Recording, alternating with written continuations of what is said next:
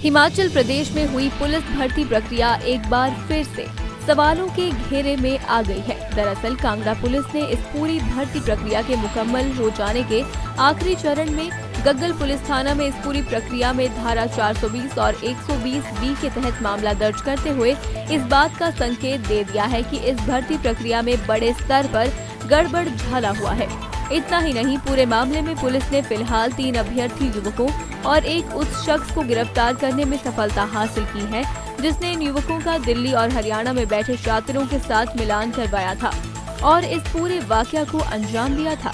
जानकारी के मुताबिक प्रदेश में 1334 पुलिस पदों के लिए भर्ती प्रक्रिया का संचालन किया गया था, जिसके लिए 27 मार्च को ली गई इस भर्ती की लिखित परीक्षा का परिणाम 5 अप्रैल को घोषित किया गया था। परिणाम की घोषणा के बाद जब उनके दस्तावेजों के मिलान का प्रोसीजर चल रहा है, इसी बीच पुलिस को कुछ युवकों के दस्तावेजों पर संदेह हुआ कि उनके मैट्रिक में 50% से कम अंक है, जबकि पुलिस भर्ती की लिखित परीक्षा में इन्होंने 90 में से 70 अंक हासिल किए हैं, जिस पर पुलिस ने उनके साथ सख्ती से पूछताछ की तो खुलासा हुआ कि युवकों ने पहले ही प्रश्न पत्र हासिल कर लिए थे और उनके जवाब रट रखे थे। एक्चुअली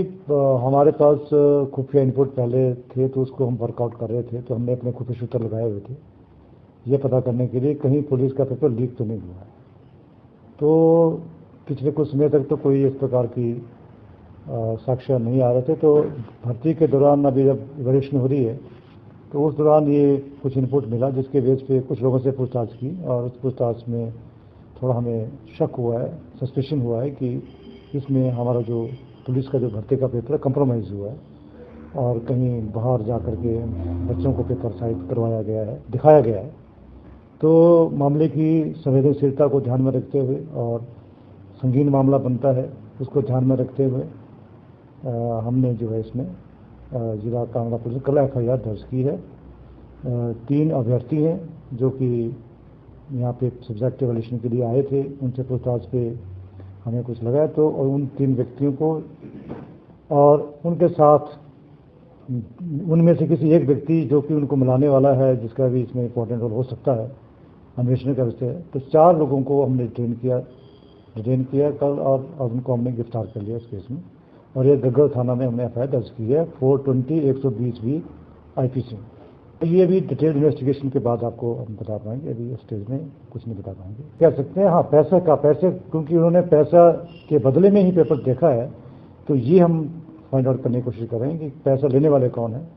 और क्या चीज़ है। तो इसके लिए पुलिस कांगड़ा पुलिस हमारी जो है हम इसमें काम कर रहे हैं और इसमें जो है वो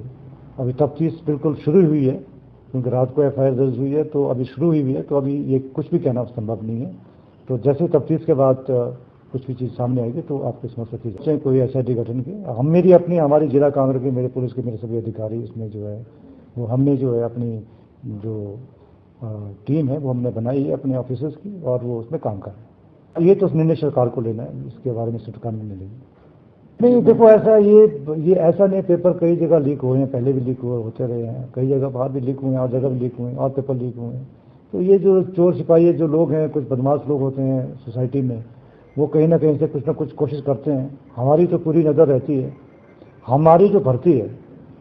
उस भर्ती प्रक्रिया के दौरान हमें किसी व्यक्ति को किसी प्रकार की नकल इंपर्सनेशन करने का कोई भी अवसर नहीं है।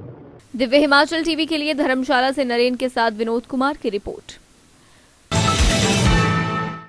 लोकतंत्र के पक्षधर, अपराध रहित और देश प्रेम से प्रेरित नागरिक